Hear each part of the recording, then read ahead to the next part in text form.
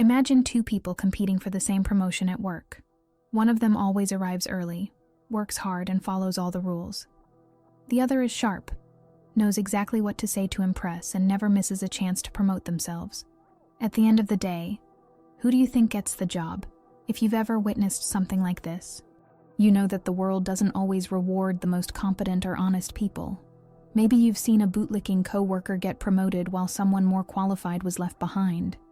Or maybe you've watched elections where corrupt candidates gained power, while those who genuinely wanted to make a difference were ignored. It's frustrating, isn't it? It feels like those who play dirty always win, while those who try to do things the right way end up falling behind. But what if I told you this isn't a flaw in the system, but rather the system working exactly as intended? The game of power has never been about merit or fairness. It has always favored those who know how to manipulate the rules, control the narrative, and shape perceptions. Nietzsche understood this. Machiavelli taught this. And today, I'm going to show you why the worst people always win, and what you can do to avoid being one of the losers since childhood. We've been fed the same promise. If we work hard, stay honest, and give our best, we'll be rewarded.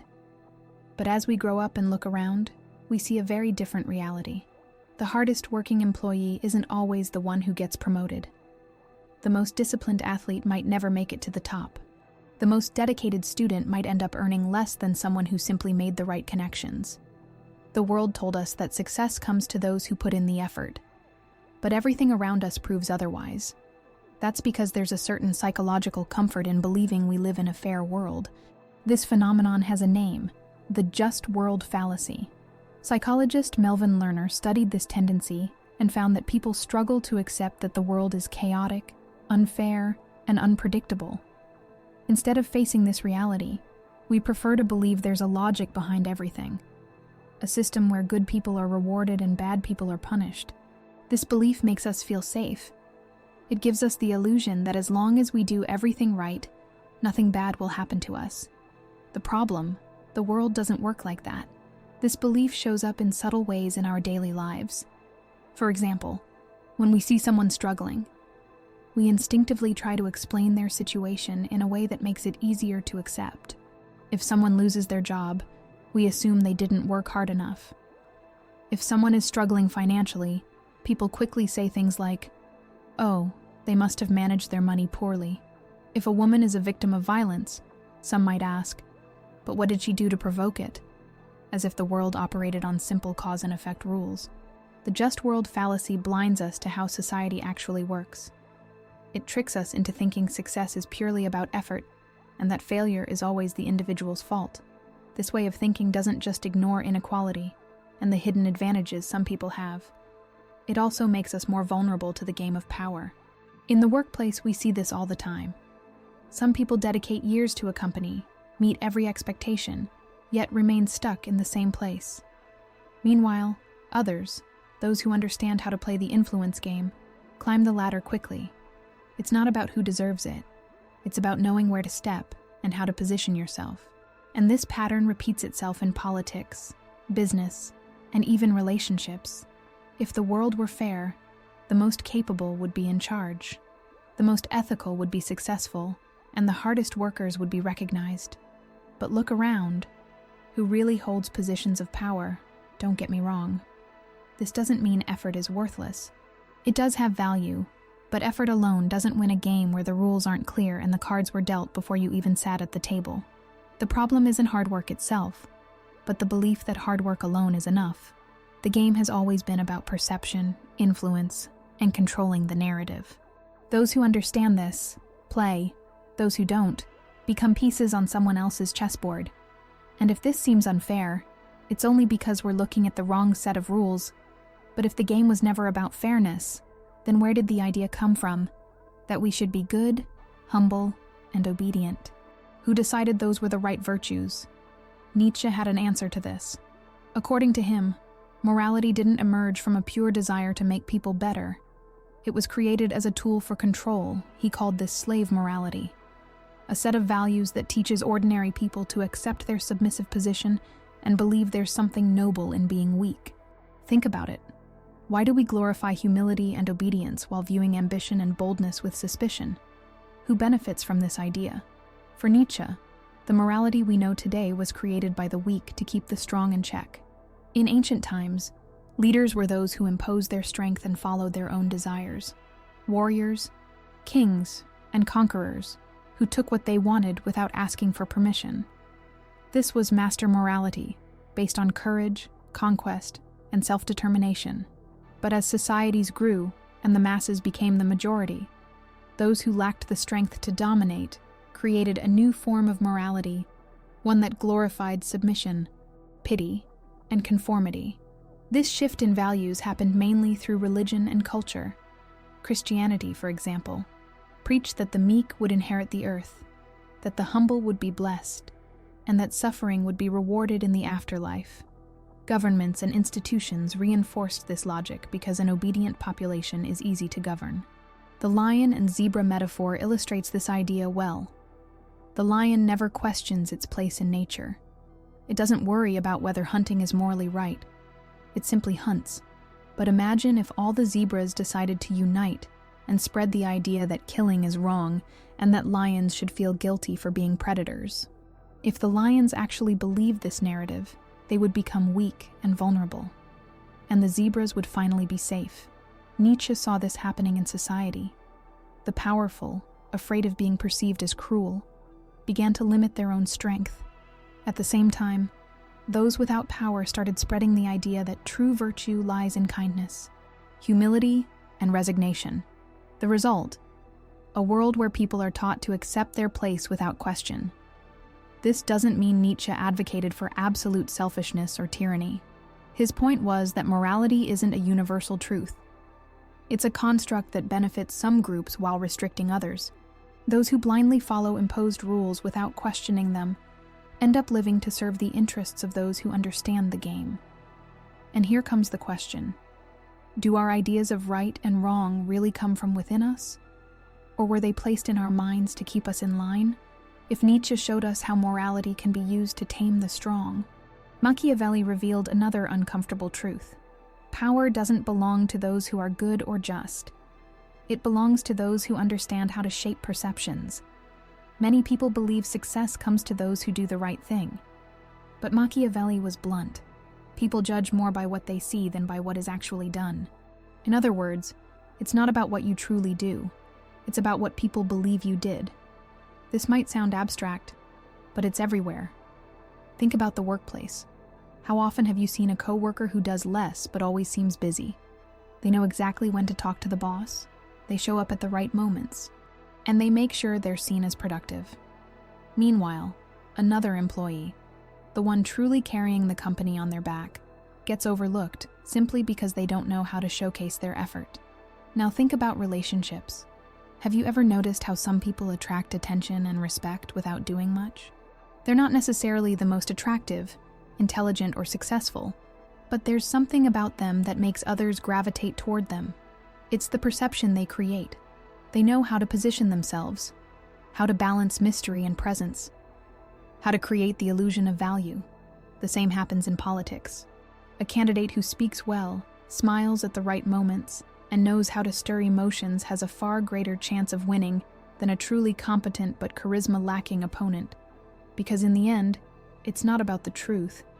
It's about what seems true. And this is where many people lose the game before they even understand the rules. We go through life believing that just doing the right thing is enough, that our work will speak for itself, that people will naturally recognize our value. But Machiavelli warns us, it's not enough to be good. You have to look good. It's not enough to have value. You have to know how to show it. This is why corrupt politicians keep getting re-elected. It's why companies with terrible products manage to dominate the market.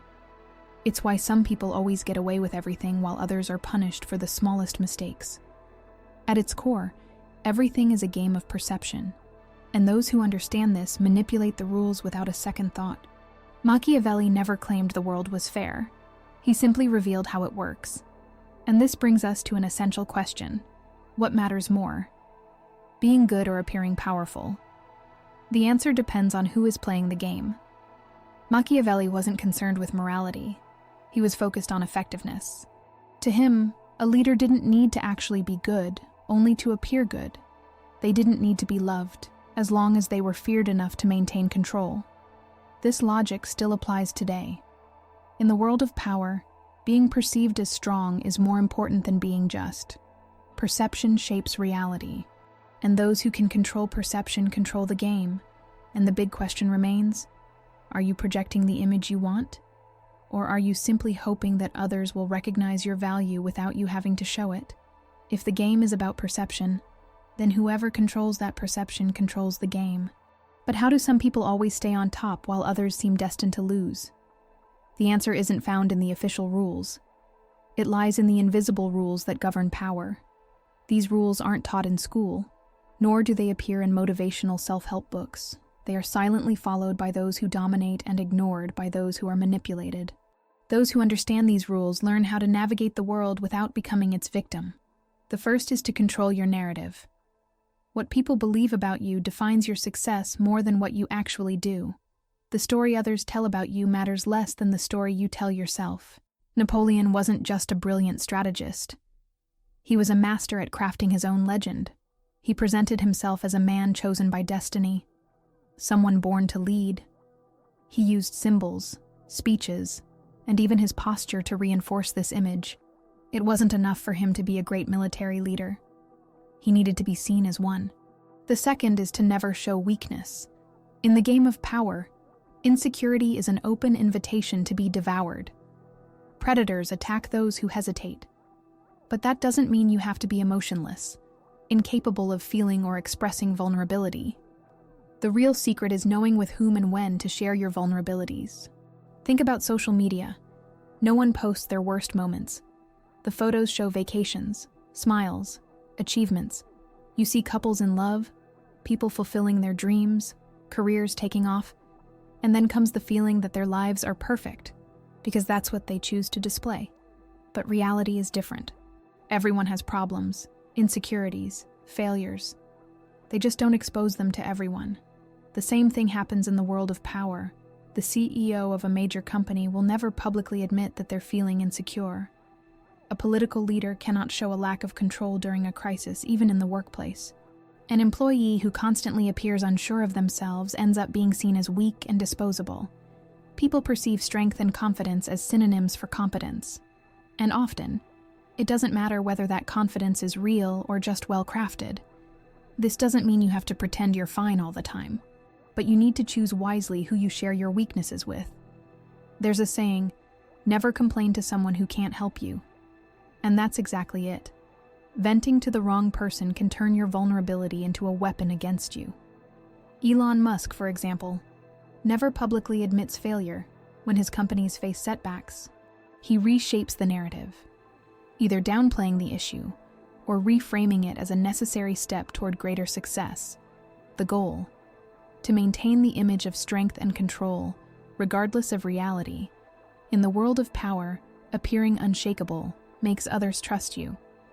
The third rule is to be unpredictable. Someone who can be easily read can be easily manipulated. If everyone knows exactly what to expect from you, they already know how to control you. An unpredictable leader maintains power, because others never know what their next move will be. Napoleon used this strategy in his military campaigns, constantly changing tactics to confuse his enemies. In today's world, this translates to the ability to keep people guessing, never revealing your full intentions. These rules are not about ethics or morality. They are about strategy. You can follow them without becoming cruel, but ignoring them means becoming a hostage to those who already master them. And the real question is, are you playing this game consciously, or are you being played by it? The truth is, the world does not reward naivety. Naivety is not just about being honest or believing in goodness. It's about failing to recognize that a game is being played at all times. The problem isn't being a good person. The problem is thinking that being good alone is enough. Have you ever noticed how some people are constantly taken advantage of and don't understand why? They're the ones who blindly trust others, who assume everyone has good intentions, who share their plans without filtering who's listening. They don't realize that while they're talking, someone else is calculating how to use that information to their advantage. The world is full of sharp players and distracted pieces. Naivety manifests in many ways. At work, it's the person who works hard, but believes their efforts will be recognized automatically. In love, it's the one who gives themselves completely without noticing the signs that they're being manipulated. In business, it's the one who makes deals based solely on trust, without reading between the lines. The truth is that the world does not treat people the way they treat others. Some mistake kindness for weakness. Some see sincerity as an opportunity, and others turn transparency into a weapon against you. The game of power isn't won by those who trust blindly, but by those who learn to observe. Being naive in the game of power is like being a fish that doesn't realize it's inside an aquarium. It swims without understanding the invisible barriers around it, unaware that there is a limit to how far it can go. And when a predator appears, it doesn't recognize the danger until it's too late. Does this mean we should become manipulators or act dishonestly? No. But it does mean we need to learn to see the power dynamics around us, to know who to trust, to understand how people play the game, and most importantly, to stop expecting that good intentions alone will be rewarded by the world. Naivety is comfortable because it allows us to believe that the world is simple, but that simplicity is an illusion. If you want to avoid being exploited, the first thing you need to do is recognize the rules of the game. Would you rather keep playing in the dark, or start understanding the power dynamics around you?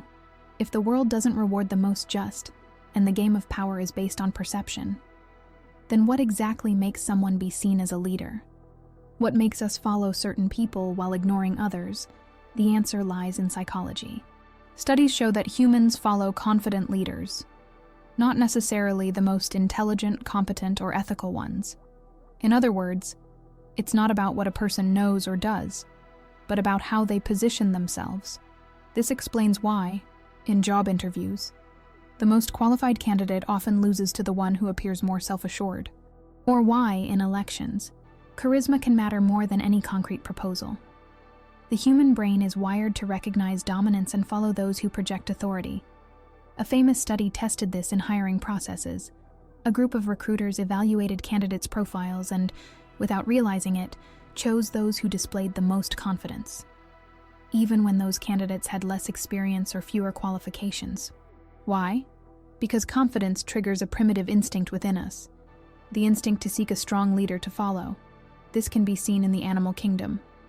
Within a wolf pack, the others don't follow the smartest or most experienced wolf. They follow the one who acts like a leader. He doesn't need to be the biggest or the strongest. He just needs to project that image. The same happens with humans. And this is where many people go wrong. They think that having knowledge or talent is enough. But they forget that the world doesn't just reward those who know. It rewards those who seem to know. If you enter a room showing hesitation, insecurity, or submission, people will automatically place you in a lower position. But if you project confidence, even if you don't have all the answers, others will start seeing you as someone worth following. This means that being perceived as a leader is a matter of strategy. It's about how you carry yourself, how you use your voice, how you maintain eye contact, how you take up space around you. Small details make all the difference. So, tell me, are you projecting strength, or are you letting others dictate your destiny? Many people believe that intelligence alone is enough to win, that knowledge, by itself, is the key to success. But if that were true, the greatest geniuses in history would also be the most powerful people. And we know that's not the case. The mistake is assuming that the world works like a classroom, where those with the most knowledge get the best grades. In the game of power, intelligence matters, but not as much as the ability to use it strategically. How many brilliant scientists spent their lives in obscurity, while mediocre marketers became millionaires? How many genius artists died poor while those who knew how to sell their image dominated the industry?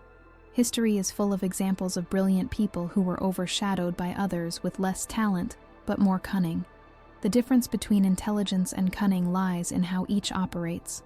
Intelligence seeks to understand the world. Cunning seeks to shape it to its advantage. Intelligence accumulates knowledge. Cunning knows exactly when and how to use that knowledge to gain an advantage. It's not hard to find examples of this in today's world. A professional may have decades of experience and an impeccable resume, but if they don't know how to negotiate, influence, or promote themselves, they can easily be surpassed by someone less competent, but more strategic. The problem with overestimating intelligence is that many people spend their lives accumulating knowledge, thinking that will be enough. They believe that sooner or later, someone will recognize their value, but in the game of power, recognition doesn't come automatically. It has to be earned. The real advantage lies in combining intelligence with cunning, in learning to use what you know at the right moment, in the right way, with the right people. Because the world doesn't just belong to those who know the most. It belongs to those who know how to make others see it. If the game of power is about perception, then the way you present yourself defines how the world treats you. Many people allow others to create a narrative about them without realizing that they could be the ones in control of that story. The key is to choose the story you want to tell, control the way others perceive you, and learn how to influence strategically. This doesn't mean lying. It means understanding that the way you carry yourself, communicate, and position yourself creates your reality. At the end of the day, the world will always tell stories about you. The only question is, will that story be written by you or by others? After all this, an inevitable question arises. Is it possible to play this game without becoming cruel or unethical? Can you be strategic without losing your integrity? The answer lies in understanding the difference between strategy and manipulation. Machiavelli said that cruelty, when well used, can be justified. When misused, it destroys the ruler. This means that power does not require brutality, but intelligence in the way you act. Those who confuse strategy with malice usually fail, because sooner or later, abuse turns against the player. Politicians and business leaders understand this. The most successful ones create a carefully crafted image. Strong, but without appearing cruel. Firm, but without seeming insensitive. They know that respect comes not just from authority, but from how they are perceived. Nietzsche believed that true power was not about dominating others, but about self-overcoming. In the end, winning the game of power is not just about controlling narratives or influencing people. It's about becoming someone who doesn't need to lower themselves to reach their goals. Are you ready to be smart without being ruthless? The world has never been fair. It was never designed to reward those who simply follow the rules, but rather to benefit those who know how to use them to their advantage. You can keep believing that being a good person is enough to succeed, or you can accept reality and learn to play the game like those who always make it to the top. This doesn't mean becoming someone you're not. It means waking up to a simple but powerful fact. The game has always been happening around you. The only choice you have is whether to play it consciously or continue being a piece moved by others. The question isn't whether you like the rules, but whether you're willing to understand them so they stop holding you back. You can be someone who waits for recognition, or someone who builds their own narrative, who controls how they are perceived, who stops reacting and starts acting. If Machiavelli and Nietzsche were right, what does that mean for your future? Power doesn't belong to those who just wait. It belongs to those who understand how to position themselves. So, the real question isn't whether playing fair is worth it, but rather, are you ready to play smart? Comment below. How do you see this game? Do you think understanding the rules of power could change your life? Thank you for watching until the end. I'd love to hear your thoughts on this. The comment section is all yours. Let's keep this conversation going there. Hope to see you in the next video.